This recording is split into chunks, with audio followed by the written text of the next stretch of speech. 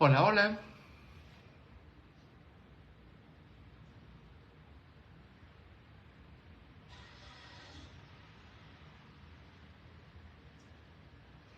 Haré aquí un poquito de tiempo y de espacio en lo que se van conectando y así.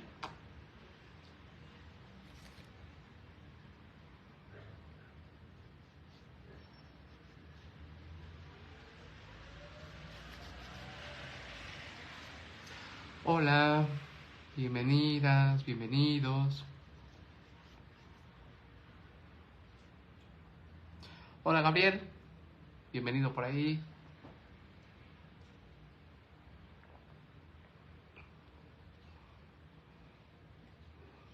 Vayan comenzando ahí por ahí la conversación respecto a desde dónde se conectan, qué tal les va con estas lluvias de agosto, de finales de agosto, de casi comienzos de septiembre. Por fin comienzos de septiembre.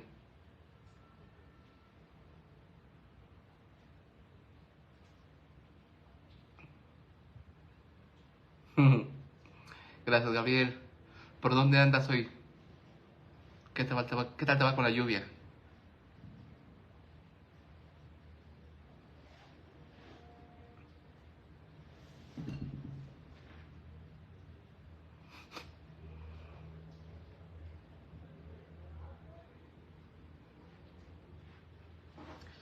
Mientras tanto, voy comenzando un poco con aquello que señalo cada inicio de estas transmisiones del ABC Duelo.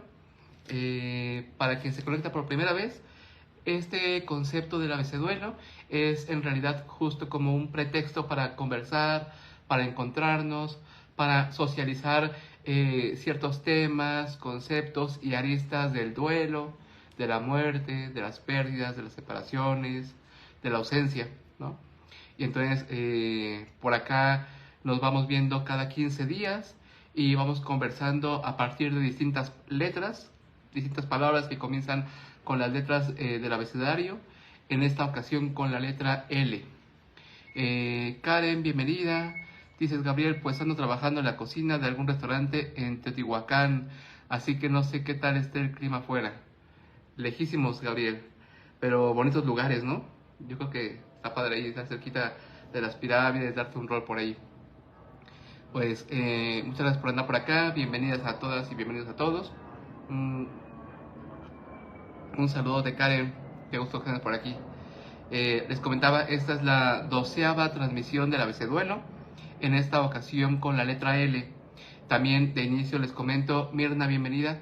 De inicio les comento que las transmisiones previas ya todas se encuentran tanto en YouTube como en Spotify, así que pueden entrar por ahí, escucharlas mientras ahí como Gabriel está en la cocina, mientras anda en la cocina, mientras anda lavando trastes, en traslados, etcétera. Así como ahí en YouTube también pueden ver los videos, suscribirse ahí a la campanita para que les avise cuando van apareciendo las nuevas transmisiones ya en la plataforma. Y pues nada, ya hay por ahí 20 suscriptores y demás, ¿no? Así que pues muchas gracias a quienes van siguiéndome por ahí también. Karen, Edith, Mirna, bienvenidas también. En esta ocasión les comentaba que estaremos conversando a través de distintas palabras que comienzan con la L. Palabras que hablan de pérdidas, de duelos, de separaciones, de ausencia, de muerte. Y fueron bien interesantes las palabras que fueron comentando tanto en las publicaciones de Facebook como en Instagram y en WhatsApp. Iré comenzando con algunas de ellas. Rebeca Galindo, bienvenida también. Marta Elizabeth colocaba aquí en los comentarios de Facebook dos palabras, una que es luz y la otra que es laberinto. Betty, bienvenida, qué gusto que andes por acá también. Sobre todo me gustaría comenzar con la palabra de laberinto, ¿no? Como quizá muchas y muchos de ustedes saben, hay un montón de metáforas que utilizamos con respecto al duelo, la muerte y la pérdida. Una de las metáforas más recurrentes que aparece cuando se habla de duelo es pensar el duelo como, metafóricamente, pensar el duelo como camino, ¿no? Y entonces eso es interesante porque si leemos diversos textos, así como si nos metemos ahí en Facebook, en Google, en YouTube, etcétera, y ponemos duelo, nos aparecerán, nos arrojará un montón de analogías respecto al duelo como camino. Y en ese sentido hay muchas propuestas educativas, formativas y terapéuticas incluso, que parten de esta analogía, de esta metáfora, del duelo como camino, del duelo como trayecto. Eso es interesante porque, por un lado, genera ciertas experiencias, ciertas subjetividades que tienen que ver con que las personas que están viviendo pérdidas, duelos, separaciones y ausencias suelen hallar en la metáfora del camino una sensación de seguridad, de certeza, de confianza también, de pensar su experiencia como un camino que parte de un comienzo y que hay cierta claridad a la luz, por pensar en la otra palabra que ponía Marta ahí, a la luz de lo que dicen las expertas y los expertos con respecto a cómo ha de transitarse. Otra metáfora como bien pegadita al tema del camino, del trayecto, con respecto al duelo, por dónde se camina un duelo, por dónde se anda un duelo. Entonces de pronto para mí es como frecuente escuchar en terapia a pacientes que me dicen, es que siento que voy avanzando, siento que me estoy retrocediendo, siento que me estoy estancando, etc. Notemos cómo todas estas palabras parten de una misma metáfora que tiene que ver con la experiencia del camino. Muchas gracias, Edith, por poner acá otra palabra. Adriana, bienvenida. Janis, bienvenida. Entonces, es interesante como lo frecuente, lo presente que se encuentra en el duelo, en la experiencia del duelo y en el campo de investigación sobre el duelo, la analogía del camino. En ese sentido, cuando aquí Marta participa y colabora con la palabra del laberinto, ¿no? Angie, bienvenida.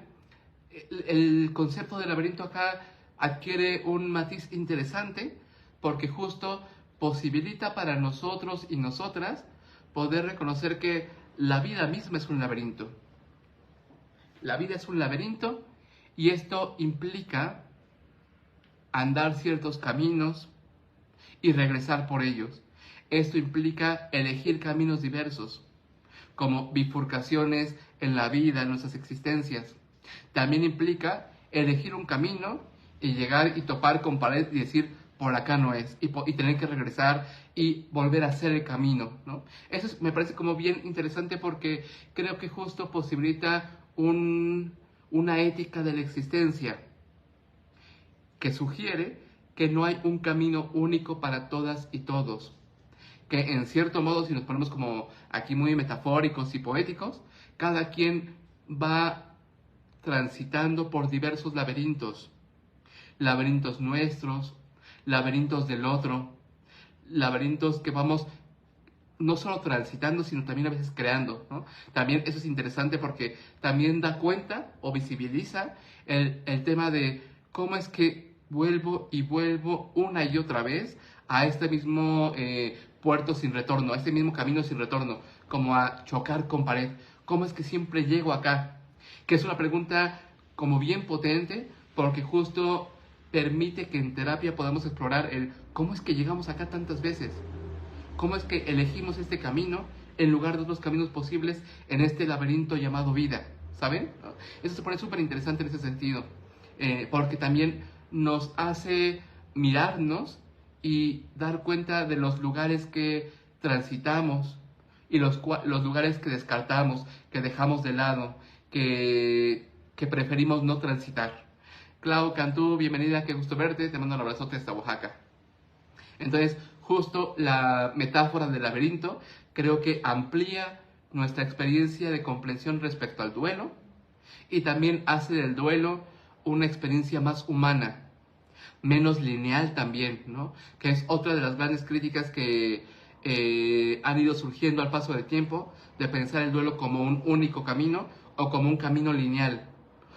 Quienes nos dedicamos al acompañamiento y quienes hemos vivido pérdidas, sabemos que la experiencia de la pérdida se parece más a un laberinto que a un camino recto o que a un camino lineal. Linda noche también para ti, Clau, un abrazote. Ahí Edith va colaborando con otras palabras, lamento, laguna mental, buenísimas, Edith. Muchas gracias. Ahorita hay varias que estás poniendo que necesito necesariamente como ir retomando porque son bien valiosas. Justo uniré la palabra lamento que pones aquí, Edith, con Dirce, que ponía acá también en Facebook, lamento. Esto me parece como bien importante porque justo hace poco lo estaba leyendo. Les cuento rapidísimo el chisme. Yo tuve un profesor, uno de mis grandes maestros, o quizá el más grande de mis maestros en el campo de la tanatología. Quizá algunos de ustedes que anden por aquí le conozcan porque fueron tal vez alumnos de él también o alumnas de él también. Estoy hablando del doctor José Manuel López Estrada, quien doctor en tanatología, pedagogo, quien llegó a formar a muchas y muchos de nosotros en el campo de la tanatología y que murió, si no me equivoco, hace un par de años, tengo entendido. Hace no poco, hace un par de semanas, acudí con su esposa, quien publicó un libro póstumo, un libro luego de su muerte, un libro de él, ¿no? Y es un libro no solo de tanatología, sino quizá a mí me lo parece un libro sobre la tanatología, y lo cual le hace ser un libro como bien peculiar y bien importante en términos de fundamentos, en términos de cuestionarnos qué es eso lo que llamamos tanatología, etcétera, etcétera. Dice Karen, un gran doctor, una gran persona que se nos adelantó hace 2 años, justo 2 años. Un fuerte abrazo a la doctora Alejandra. En efecto, Karen, justo fui con la doctora Alejandra, acá también Gabriel va atestiguando esto. López está José Manuel, también empieza con L, ¿no? Curiosamente, su apellido. Mucho conocimiento y un guía e instructor de muchos que andamos aquí. Confirmo completamente, Gabriel. Él, además de ser como un gran mentor para muchas y muchos de los que estamos acá, en este libro propone un montón de cosas súper interesantes. Como ustedes saben, en Facebook suelo como ir recomendando libros como cada semana. Pienso hacer como una recomendación especial para su libro porque lo merece y por el afecto que muchas y muchos le tenemos. Y bueno, punto y seguido. En este libro, él justamente reincorpora el concepto, o mejor dicho, la experiencia del lamento con respecto al duelo. Y eso me parece súper, súper importante por distintas razones. Una de ellas es que el duelo es un lamento también. El duelo es un lamento. Y poder reconocerle de este modo al duelo como un lamento, nos invita a cuestionarnos el porqué del lamento, para qué necesitamos el lamento y de qué forma el lamento nos ayuda con la vida. Leyéndole y dialogando con sus textos del doctor José Manuel, a mí me lo parece que el lamento tiene una condición antropológica en nosotros y nosotras, porque el lamento resulta sobre todo necesario para poder hacer frente, para poder responder y también para poder integrar las experiencias más dolorosas que vamos viviendo a lo largo de nuestras vidas. El lamento, en ese sentido, adquiere una condición antropológica y existencial. El lamento nos permite consolarnos, o por lo menos buscar consuelo ante los grandes dilemas de nuestra existencia. De tal forma que a mí me parece que toda formación en la tanatología y en los estudios del duelo necesariamente tendría que dar lugar al lamento para preguntarnos, para estudiarlo, para comprenderlo y para incorporarlo en la vida. Sobre todo en nuestra vida, sobre todo en nuestros tiempos, en donde a mí me parece que el lamento de pronto aparece inadvertido, aparece como una pérdida de tiempo, ¿no? De pronto escuchamos en nuestros sitios comunes como, es que es una pérdida de tiempo lamentarse, o para qué te lamentas de lo que no puedes cambiar, etcétera, etcétera, etcétera. Justo en ese sentido, nos lamentamos sobre todo por aquello que no podemos cambiar. De tal forma que el lamento orienta nuestra existencia en una búsqueda de consuelo, en una búsqueda de sostenimiento, de sostener nuestra existencia, de ser sostenidos por otras y otros.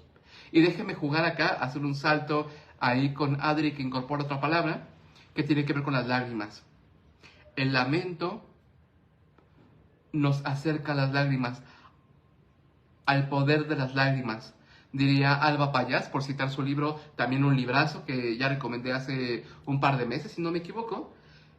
El lamento nos orienta y nos acerca y nos posibilita al mensaje de las lágrimas, por parafrasear el título del libro de Alba Payás, ¿no? Las lágrimas no solo lo hemos sabido y lo hemos leído en diversos textos, publicaciones y artículos. Las lágrimas no solo tienen una función hormonal, ¿no? Biológica en nuestra existencia. Las lágrimas nos desestresan, ¿no? Las lágrimas, cuando uno llora, logra desestresar su cuerpo. Pero también las lágrimas tienen su voz. Hay voz en las lágrimas. Las lágrimas tienen su propia voz. Justo hace unos años, compartí una publicación de una cita de un filósofo surcoreano que quizá muchos de ustedes han visto ahí por Facebook. Muy famoso se ha vuelto. Este filósofo de la sociedad del cansancio, filósofo Byung-Chul Han, ¿no? Byung-Chul Han, en algunos de sus textos, habla de convertir las lágrimas en lenguaje. Y a mí me parece como una frase no solo poética y bella, sino también muy potente. Porque en ese sentido, y sacándolo del contexto en el cual lo propone Byung-Chul Han, podemos pensar el acompañamiento de procesos de duelo, podemos pensar la tanatología justo como una práctica en la cual buscamos convertir las lágrimas en lenguaje. ¿Y de qué modo convertimos las lágrimas en lenguaje? De inicio, reconociéndoles. De inicio, permitiendo que emerjan. De inicio, escuchándoles. ¿Cómo escuchar las lágrimas? Ese es el gran reto para muchas y muchos de nosotros quienes nos dedicamos a la terapia, y para muchas y muchos de nosotros que un día de pronto nacen las lágrimas en nuestro rostro, en nuestros ojos. Para poder convertir las lágrimas en lenguaje, necesitamos reconocerlas, saber que están ahí y poder cuestionarnos de dónde nacen estas lágrimas, qué es lo que me está haciendo llorar, qué es lo que permite que llore la vida, que llore mi vida, que llore mi mundo. ¿A qué obedecen estas lágrimas? Si pudiéramos escuchar estas lágrimas, ¿qué nos están diciendo? Escuchar nuestras lágrimas. Juan José, Sam, Jesús, bienvenidas, bienvenidos. Muchas gracias por andar por acá. Estamos hablando de convertir las lágrimas en lenguaje. Y decíamos, para ello necesitamos escucharlas. Y para ello necesitamos saber que están ahí, rodando por nuestro rostro, en búsqueda de ser sostenidas, es decir, escuchadas. También Dirce colocaba acá en Facebook la palabra lección. ¿En qué medida el duelo puede devenir una lección para nosotras y nosotros? Y de ser así, ¿qué tipo de lección sería, ¿no? Bienvenido, Chas. Ya tenemos chamba para mañana con este videito. Gracias por andar por acá. Si bien es cierto que la tanatología, al ser una disciplina, una práctica multidisciplinar, ¿no? Y eso implica que la pedagogía y las ciencias de la educación entran en juego también ahí, podemos pensar en una pedagogía del duelo. Eso es interesante, ¿no?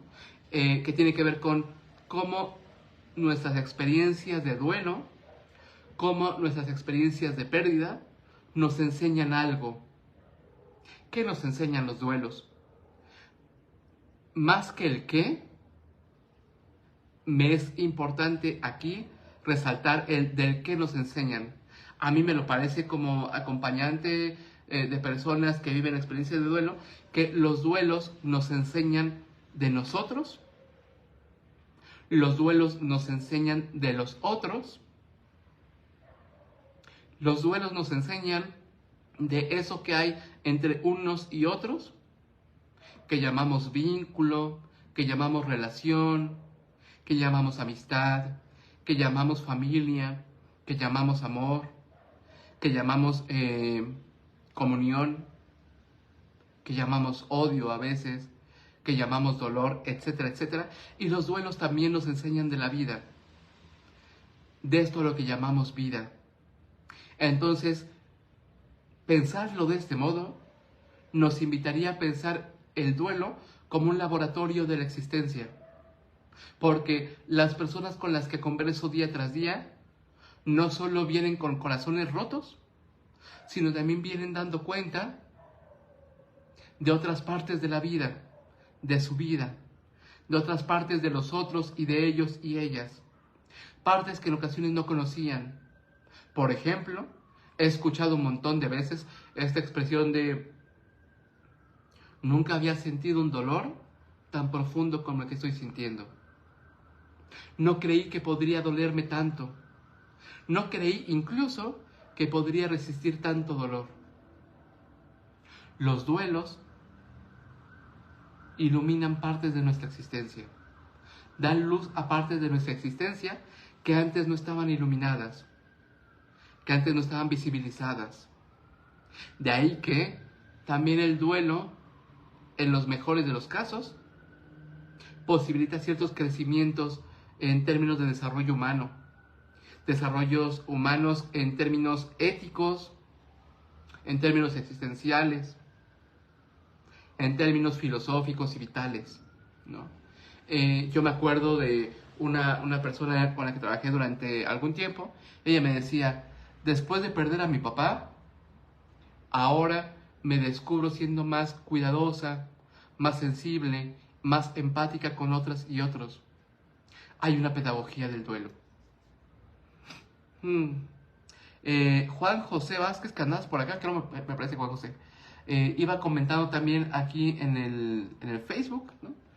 Algunas palabras, entre ellas lenguaje, que ya lo venimos hablando ahí un poquito, la logoterapia, que quizá algunos de ustedes lo sepan, y quienes no. La logoterapia es una de la infinidad de posibilidades terapéuticas que van surgiendo y se van desarrollando y se van afinando a lo largo del tiempo y de los tiempos y de las latitudes, etcétera, etcétera. La logoterapia es una terapia que presta un montón de atención a la experiencia del sentido, a la experiencia de la vida, con algunos fundamentos filosóficos que le acercan, por ejemplo, a la terapia existencial, al análisis existencial, etcétera, etcétera. La logoterapia es interesante porque en formaciones de tanatología hay muchos institutos de tanatología que vinculan o unen la tanatología con la logoterapia, justo porque hay puentes muy ricos entre ambas disciplinas, además de que pueden dialogar de una manera súper armónica, lo cual lo hace como bien rico y bien valioso y muy interesante, ¿no? Hay otros institutos que unen tanatología con terapia gestal. Hay otros institutos como en el cual yo dirijo y participo, que unimos la tanatología con la terapia existencial, etcétera, etcétera. Otros con enfoques psicoanalíticos, cognitivo-conductuales, etcétera, etcétera. La logoterapia es una de entre muchas opciones muy ricas de brindar acompañamientos tanatológicos o acompañamientos de duelo, en este caso a la luz del sentido, a la luz de la filosofía, a la luz de la ética, de los valores y de la existencia. Carla ponía también acá en Facebook el concepto del lazo. Eso me parece interesante porque algo que he dicho ya en otros momentos, en otros espacios, aquí mismo también, es que el duelo, la experiencia del duelo es fundamentalmente una experiencia relacional. Es decir, hacemos duelo porque somos seres relacionales. El duelo es una experiencia estrictamente relacional. ¿Qué significa esto? Que nos dolemos por la pérdida de otros y otras, por las separaciones, por las lejanías, otra palabra con L, justo porque somos relaciones. Y las relaciones no solo nos constituyen, nos afectan, nos configuran y nos hacen ser quienes estamos siendo. De tal forma que cuando una relación se aleja, se rompe, se pierde, se lastima, eso implica una reconfiguración de nuestra existencia. En muchas ocasiones, aunque no en todas, resulta doloroso. El duelo es una experiencia relacional. En ese sentido, el duelo es una experiencia de lazos, de vínculos, de relaciones. De tal forma que acompañar un duelo implica acompañar nuestras formas de relacionarnos con el mundo. Y cómo estas relaciones nos hacen llorar y nos rompen el corazón, así como también estas mismas relaciones nos han hecho ser quienes estamos siendo ahora mismo.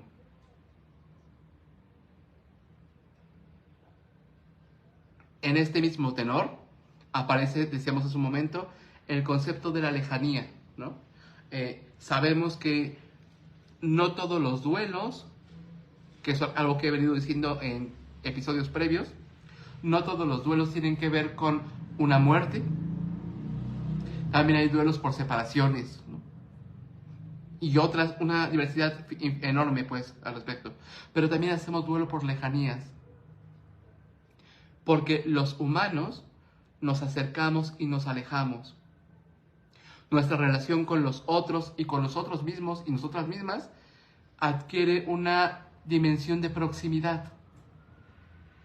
Y esta proximidad permite dar cuenta de él, qué tan cerca o qué tan lejos me siento de ti, qué tan cerca o qué tan lejos te siento de mí, qué tan cerca o qué tan lejos me siento con respecto a mí mismo, con respecto a la vida, con respecto a mis sueños, mis deseos. Malu, bienvenida, qué gusto verte, te mando un abrazote. ¿Qué tanto nos alejamos y nos acercamos? Incluso la experiencia terapéutica es una experiencia de proximidad. De ahí que terapeutas como Irving Yalom propone dedicar un tiempo en cada sesión para preguntarnos en terapia cómo nos sentimos hoy. Nos sentimos cerca, nos sentimos lejos, nos hemos acercado a lugares importantes o nos hemos alejado de ellos, etcétera, etcétera. Uno hace duelo también por las lejanías, porque uno siente las distancias, uno siente la proximidad. Y esa sensibilidad de la proximidad resulta súper importante, porque es una sensibilidad muy sutil, pero que se va sintiendo, ¿no? Acá de pronto pasa que llegan en terapia conmigo y es acabo de terminar con mi pareja, ¿no? Pero esta lejanía ya se venía sintiendo. A este término le precedió una lejanía que puede ser de meses, de años incluso. Y de pronto cuando pregunto cómo comenzó esto, cuándo sucedió, etc., en ocasiones damos cuenta de la lejanía ya se venía dando años atrás. Es súper, súper interesante. Gabriel dice, duele más la lejanía de aquellos que tienen a un lado, más que de los que tienes a la distancia. Súper impotente y súper interesante eso que pone Gabriel. Ya lo decía Martin Heidegger en Los Seminarios de Suaricón, un texto raro pero importante, ¿no? Él decía algo así como, en ocasiones podemos estar más cerca de la luna, vivencialmente, es decir, fenomenológicamente, experiencialmente, podemos sentir más cercanía incluso con la luna que con la persona que tenemos a un lado. Es decir, este concepto de la proximidad no tiene que ver o no está vinculado estrictamente con lo geográfico, ¿saben? Es decir, podemos sentirnos mucho más cerca de una persona del otro lado del mundo que de la persona que estamos a un lado. Porque la cercanía no tiene que ver con la geografía, tiene que ver con la proximidad, tiene que ver con la intimidad, tiene que ver con los afectos. Malu, un abrazote, muchas gracias. Erika Ortiz, bienvenida. Bien. Otro de los conceptos que apareció acá en este recaudar palabras, ¿no? En este diccionario del duelo, fue el concepto del luto. El concepto del luto es súper interesante también en los estudios del duelo como fenómeno, como experiencia humana, como experiencia vital. ¿Qué diferencia hay entre el duelo y el luto? Es la pregunta acá. Muchas y muchos de los autores y de las autoras señalarán y han señalado que mientras que el duelo es una experiencia subjetiva, afectiva, íntima y personal, la experiencia del luto tiene que ver con aquellas manifestaciones y expresiones culturales y sociales Es decir, mientras que el duelo, según algunas autoras y autores, varios, mientras que el duelo afirmarán que es una experiencia íntima, es decir, eso de lo cual se habla mucho acá en terapia de ¿y cómo te sientes tú? El luto tiene que ver con estas expresiones y manifestaciones sociales y culturales. Ale, bienvenida, un abrazote. Entonces es interesante prestar también atención al tema del luto, porque el luto también está situado. El luto tiene que ver con el lugar en el que se encuentra, el tiempo histórico en el que se encuentra y también matices políticos en los que resultan posibles de un modo y de otro.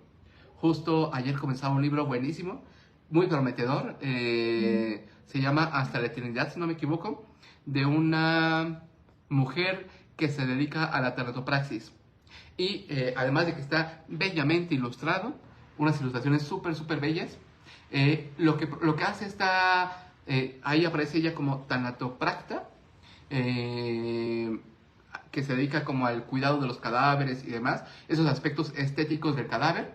Lo que hace esta mujer, esta escritora, es que va trasladándose a distintos países justo para cuestionar y revisar y explorar las diversas manifestaciones del luto.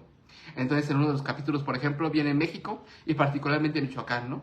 Pero pudiéramos hacer esto exactamente igual con respecto a México mismo, ¿no? Sabemos que el luto es distinto en Michoacán que en Guerrero, por ejemplo, en Michoacán que en Oaxaca, etcétera, ahora que en la Ciudad de México, etcétera, etcétera. Hay manifestaciones culturales y socioculturales, políticas también, distintas entre estado y estado y de momento histórico a momento histórico.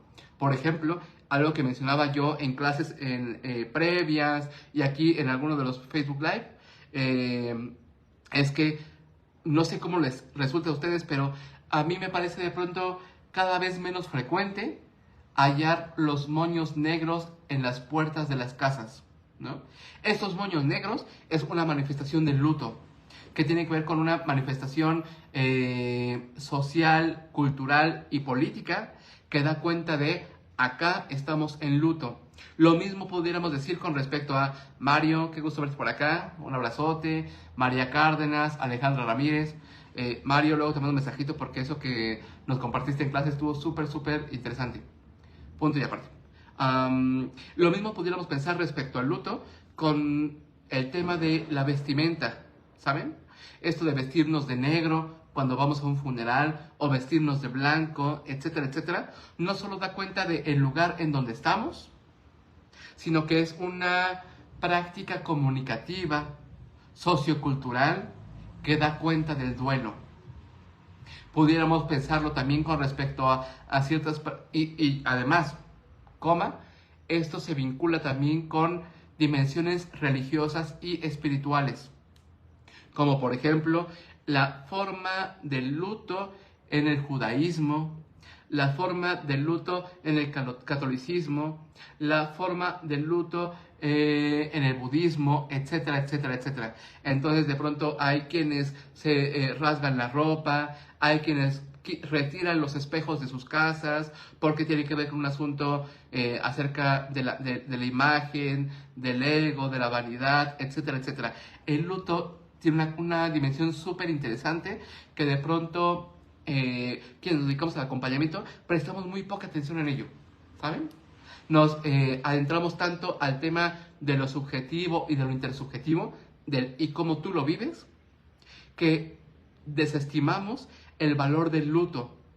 Y, entre paréntesis, habríamos de poner también, desestimamos el valor de los rituales, los cuales tienen una potencia sociocultural tremenda, porque sabemos, el duelo no se vive en soledad únicamente, el duelo no se vive en privacidad únicamente, o el duelo, aunque yo lo he dicho durante mucho tiempo, que el duelo es una experiencia singular, también lo es social. El duelo también es una experiencia cultural. El duelo también tiene que ver con esa forma, ese performance, dirían una amiga antropóloga mía, ¿no? El duelo también es un performance. Y por performance no significa desestimado de un show y tal, sino una forma de representación social, representación cultural. Y resulta valioso prestar atención en ello, ¿no? De pronto, esto es interesante porque escucho a pacientes que viven las pérdidas de sus seres queridos y acuden a la tía, a la abuela, a que pueda llevar a cabo los rezos. Siéndoles sinceros, por ejemplo, yo no me sé los rezos que se llevan a cabo en los funerales o en las velaciones, ¿no? No me lo sé, ¿no? Y de ahí que esto permite cuestionarnos como, ¿qué estamos haciendo con respecto a la transmisión de los rituales y del luto, de los rituales alrededor del luto? Porque son importantes en términos sociales, en términos de sostenimiento colectivo. Son importantes en lo colectivo. Gabriel dice, al perder todas estas cuestiones, podríamos hablar de una desculturalización del duelo, del luto. Me gusta mucho cómo lo pones, justamente, ¿no? Pero que no significa que no haya nada, ¿no? Por ponerlo poéticamente, no significa que todo esté perdido. Porque también no solo damos cuenta de un proceso de desculturalización, como lo pones, Gabriel, sino también damos cuenta de procesos culturales de luto que van emergiendo, que van creando. Entonces, por ejemplo, de pronto vemos cómo aparecen las plataformas, las redes sociales. Particularmente quiero referirme a cómo aparece Facebook como un lugar tanatológico. Seguramente muchas y muchos de ustedes lo han visto, como cuando muere alguien, en ocasiones la configuración de Facebook lo permite, y se puede configurar ese Facebook en memoria de. Y entonces sabemos, ¿no? Como esto es un espacio tanatológico del cual antes no contábamos. Y ahora va apareciendo, ¿no? Y esto nos invita como a cuestionarnos cómo estamos ante ello. Por jugar otra vez con las palabras con L, ¿lo sentimos lejano o cercano? ¿Qué proximidad tenemos con estos otros escenarios tanatológicos? ¿Saben? ¿No? ¿Hacemos uso o no de ellos? ¿Cómo nos sentimos o no con ellos? Dice Gabriel, hola Nora, bienvenida. Dice Gabriel, dice el doctor Juan Alfredo Polo Espinosa, también un tremendo tanatólogo y teólogo, no se pierden los valores, en este caso los rituales, sino que los reconstruimos. Ajá. El luto es una co-construcción. El luto lo vamos co-construyendo momento a momento, generación tras generación. Quizá hace yo no sé cuánto tiempo tiene Facebook, ¿sabe? Pero sé que no mucho.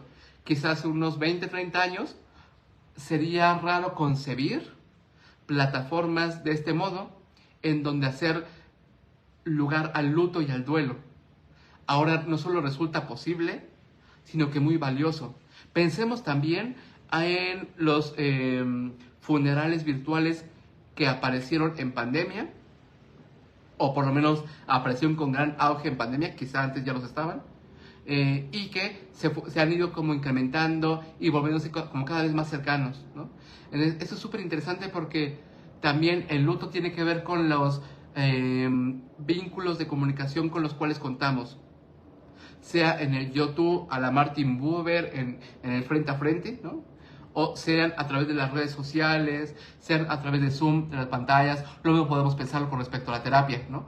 Antes, quizá generaciones de terapeutas que nos preceden a muchas y muchos de nosotros, les resultaba inconcebible una terapia en línea. A mí nunca me lo pareció tan inconcebible, pero tampoco tan cercano, ¿saben? ¿No? Mis primeros procesos terapéuticos en línea fue con una mujer en Canadá, y que no fue por temas de pandemia, fue porque estaba en Canadá y ella mexicana, y buscaba justo hacer terapia con alguien mexicano, ¿no? Y ahora con la pandemia se ha vuelto súper, súper frecuente.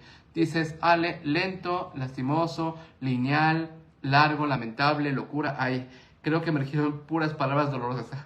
Pero fíjate que ahorita que pusiste lineal, pensé de puro actitud natural, como de rapidito, pensé que ibas a poner algo de lo en línea, ¿no? Mucho del duelo ahora transita por esa otra línea que tiene que ver con lo online, ¿no? Es interesante eso. Y déjame jugar con algunas de las palabras que vas poniendo por aquí, Ale. Quizá con ellas iremos cerrando, dando avisos parroquiales, etcétera, etcétera. El tema de la lentitud, ¿no?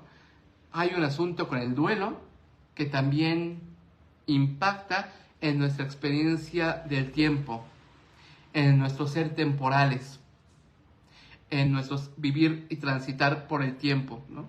De pronto, yo escucho con frecuencia cómo las personas en duelo viven su tiempo, pensando en el Kairos del cual hablábamos en el episodio anterior, viven su tiempo vital en un ritmo o en una velocidad distinta a la forma en que lo viven otras y otros, ¿no? Es como pareciera que todos van súper rápido, todos continúan trabajando y haciendo sus actividades, etcétera, etcétera, y siento que van a un ritmo que no les alcanzo.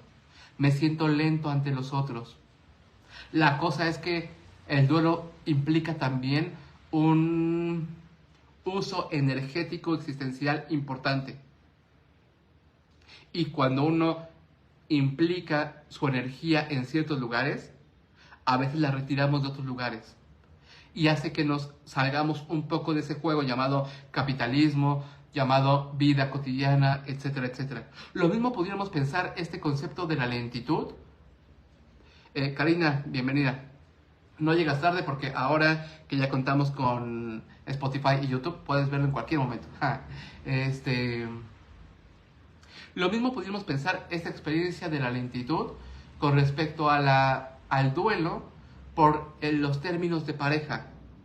Es súper interesante eso, como de pronto hay una sensación ahí de por qué ella o por qué él entre comillas, lo superó más rápido que yo.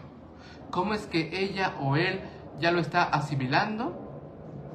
Ya hasta parece como recuperado, repuesto, mientras yo me sigo doliendo y lamentando, otra palabra con él que hace ratito conversábamos, mientras que aún yo no lo estoy, mientras yo aún no estoy listo, otra palabra con él. Porque de pronto parecía que hay una especie de competencia rara, peculiar, acerca de a ver quién se repone pronto, a ver quién se restablece más rápido, a ver quién se vincula más rápido con otra pareja, unas prisas no solo curiosas, sino muchas veces crueles con respecto a la forma en que nos vinculamos con los otros y con los otros, como si la vida fuera una carrera, ¿no? X. Hay mucho acá que podemos ir como continuando conversando y demás. Para quienes así lo deseen, Andy, bienvenida. Pueden seguir comentando por ahí y seguiremos conversando. De momento yo les agradezco mucho, como siempre, como cada 15 días, su participación, su presencia, el tiempo que me brindan y que nos brindamos aquí para estar conversando. Solo comentaré algunas palabras más. Libertad, tremendamente importante. Letargo, lejanía, lealtad.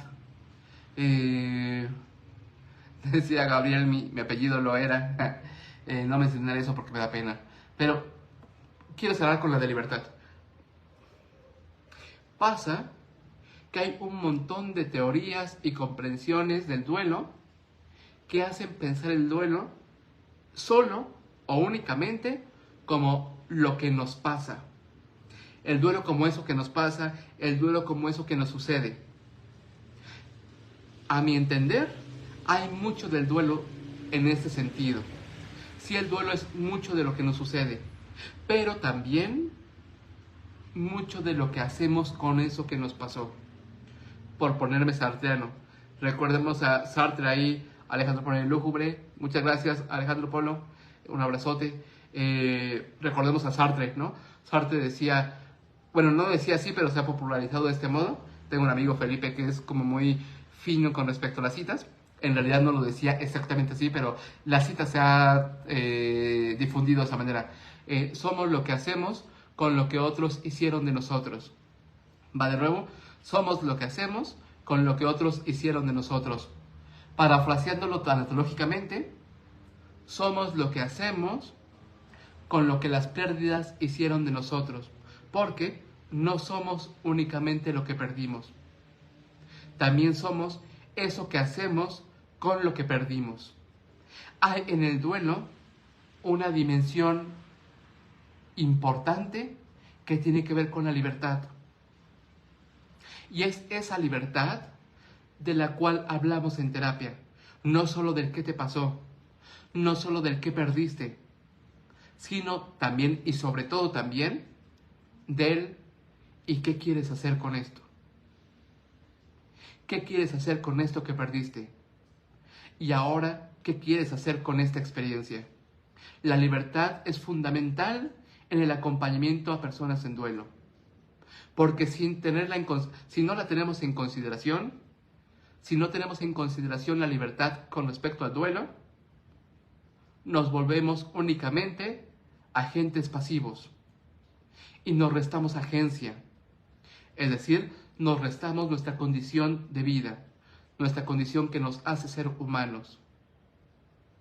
Por ahí pararé con palabras, con L. Avisos parroquiales brevemente. Seguramente entre mañana, el fin de semana, dependiendo de chascan de por ahí, estaremos subiendo como un pequeño fragmentito de esta conversación del día de hoy. Y probablemente el día lunes, martes de la siguiente semana, este episodio ya estará disponible tanto en YouTube como en Spotify. Entren, compartan a sus amigos, a sus cuates, etcétera, denle suscribir y tal. Por otro lado, muchas y muchos de ustedes saben que estoy inaugurando y promoviendo una nueva propuesta educativa. Esta es la formación en acompañamiento a personas en duelo. Estoy súper emocionado por ello, no solo por las personas que ya están inscritas, ya falta poquitito para el límite del grupo. No solo estoy contento y emocionado por ello, sino también porque es una propuesta, es el segundo programa tanatológico que desarrollo y es una propuesta que intenta atender a las necesidades más presentes y urgentes con respecto al duelo. ¿De qué hablo? Hablo de pérdidas perinatales, aborto espontáneo, pérdida del bebé al nacer, pérdidas de mascotas, rupturas amorosas, temas de desapariciones, tortura, feminicidio, temas de el duelo con respecto al tema del cáncer, aspectos como el acompañamiento a personas adultas mayores, pérdidas del cuerpo y acompañamiento al final de la vida. A mí me parece que son temas fundamentales cuando pensamos en duelo, además de que muy recurrentes, cada vez más recurrentes, de ahí que intento con esta formación responder a nuestras necesidades sociales, éticas y políticas con las que lidiamos día tras día. Para quienes estén interesadas en adentrarse en los estudios del duelo y adentrarse en la formación respecto a cómo acompañar el duelo, esta es a mí me parece como una gran opción. El día de mañana, 1 de septiembre, por fin 1 de septiembre después de este eterno agosto, será el último día con descuento en las inscripciones. Para público en general, está hasta el día de mañana en 1,000 pesos y no en 1,250. Y para egresadas y egresados de IMACOE, el costo es de 750 hasta el día de mañana. No se queden fuera, ¿no? Seguramente la siguiente generación va a ser hasta el octubre del 2024. Es una formación de un año completo. Además de que contarán con distintas profesoras y profesores que trabajan día tras día con estas experiencias. Por la segunda parte de cada clase tendremos terapia grupal, ¿no? Así como en muchas formaciones se recomienda y sugiere que acudamos a terapia, acá lo incorporamos a la formación misma. Contaremos con terapia grupal donde revisar cómo estamos con esas experiencias y también con fines didácticos para afinar nuestras maneras éticas, compasivas y respetuosas de acompañar a otras personas. Así que si están interesadas, interesados, mañana es el último día con descuento en las inscripciones. Déjenme mensajito y les mando toda la información para que puedan inscribirse. Dice Gabriel, la tanatología, como la música, como escucharte y compartir contigo, es volver a un lugar seguro. Uno de mis lugares seguros. Gracias a ti, Gabriel, qué bonitas palabras. Gracias a todas y todos por estar acá durante toda esta hora y cada 15 días. Nos vemos dentro de 15 días para explorar las palabras que comienzan con la M.